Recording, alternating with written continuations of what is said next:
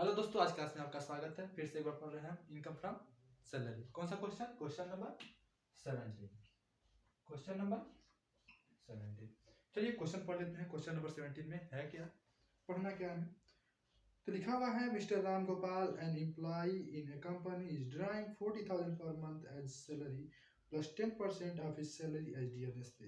He is getting entertainment allowance of 1,000 per month. He has spent 5,000 on the entertainment of the company's customer. He provided with a rent-free unfurnished house at Allahabad of their fair rental value of 5,000 per month.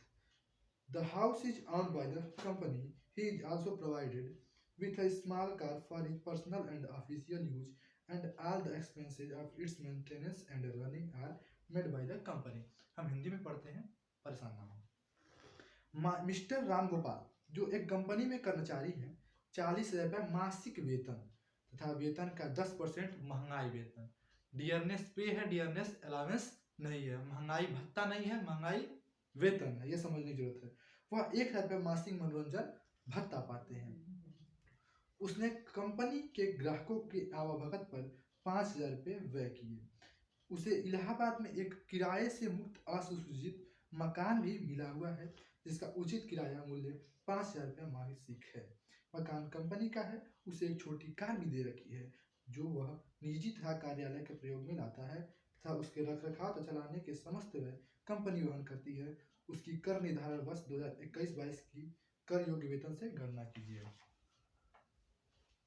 तो यहाँ पे क्या लिखते हैं, computation taxable salary for the assessment year. जो भी आपका assessment year रहा तो वो हम ही लिखेंगे। यहाँ से हम लोग क्वेश्चन पे सीधे आते हैं। क्वेश्चन नंबर 17 है, हमें ध्यान है। क्वेश्चन नंबर 17 में पहला पॉइंट क्या लिखेंगे, फर्स्ट पॉइंट। तो फर्स्ट पॉइंट हमारा क्या होगा, बेसिक। कुछ लोग इसे पे कहते हैं और कुछ लोग सैलरी। तो आप जो भी लिखना चाहते हैं लिख सकते हैं। बेसिक पे ही वैसे लिखा जाता है, बेसिक सैलरी नहीं लिखी जाती है। बेसिक पे आपका कितना है पहले बताइए। तो बेसिक पे हम देखते हैं तो आपका 40,000 पर मंथ है। कितना है? 40,000 पर मंथ। अब बताइए, अगर आपकी सैलरी 40,000 पर मंथ है तो क्या टैक्स आपके पर मंथ लगता है या एनुअल लगता है? एनुअल लगता है। तो 12 मंथ का लगा देते हैं तो कितना आ जाएगा हमारा, 4,80,000 हो गया। कोई दिक्कत नहीं इसमें। सेकंड पॉइंट पे आते हैं। सेकंड पॉइंट क्या है, डियरनेस पे। क्या है? डियरनेस पे, अलाउंस नहीं, ये ध्यान रखें। पे और अलाउंस में डिफरेंस बता चुके हैं। जब वो पार्ट ऑफ सैलरी होता है तो डियरनेस पे लिख सकते हैं, लेकिन जब पार्ट ऑफ सैलरी ना हो तो वो डियरनेस अलाउंस होता है। यहाँ पे कितना लिखा है डियरनेस पे? लिखा है 40,000, यानी आपकी सैलरी का 10% करने के लिए। तो आप सीधे यहाँ पे लिख सकते हैं 10% इसका हो जाएगा 48,000। लेकिन यहाँ पे देखिए, ये 40,000 है, इसका 10% कितना होगा, 4,000 इंटू क्या करेंगे 12, कितना आ गया 48,000। सेकंड पॉइंट भी हो गया आपका। थर्ड पॉइंट क्या है देखते हैं। एंटरटेनमेंट अलाउंस दिया हुआ है। वह 1,000 रुपये मासिक मनोरंजन भत्ता पाता है। He is getting entertainment allowance of 1,000 per month. तो entertainment allowance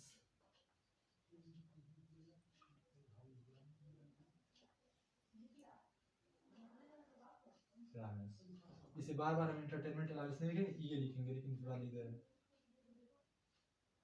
1,000 पर मंथ है। कितना है? 1,000 पर मंथ। क्या एक सरकारी कर्मचारी गवर्नमेंट एम्प्लॉय है? नहीं, तो कोई समस्या ही नहीं है। सीधे सीधे देखते हैं 12,000। अगर गवर्नमेंट एम्प्लॉय होते हैं तो क्या होता, दूसरा रूल आता, 20% ऑफ सैलरी या 5,000 जो भी कम हो वो दिखा देते, मतलब एग्जाम करते। फोर्थ पॉइंट क्या है, एंटरटेनमेंट ऑफ कस्टमर, ये भी होगा। अब ये बताइए, आपके एम्प्लॉयर ने आपको अपने कस्टमर को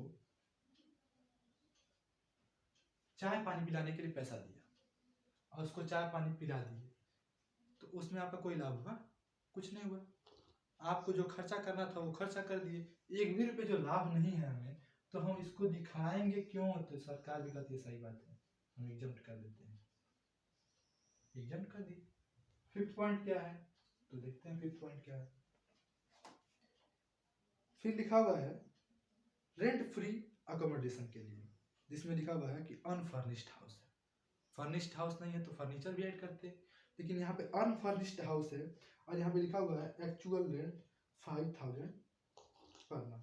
लेकिन हमें यहाँ पे एक्चुअल रेंट की जरूरत नहीं होती है, अनफर्निश्ड हाउस है। और जब हम RFA याद करें या कैलकुलेट करें, या ये कहिए कि जब हम पर यूनिट्स कैलकुलेट करते हैं तो वहाँ पे एक्चुअल वैल्यू से यहाँ पे RFA में मतलब नहीं होता है। हमारा मतलब क्या होता है, सैलरी से आपकी जितनी सैलरी होगी उसका परसेंटेज देखा जाता है। अब परसेंटेज कैसे देखा जाता है, तो हमने आपको इससे पहले भी कई क्वेश्चनों में बताया कि पॉपुलेशन के हिसाब से देखा जाता है। पॉपुलेशन कितनी रहनी चाहिए, तो अगर 10 लाख से कम है तो हमारा लगेगा 7.5%।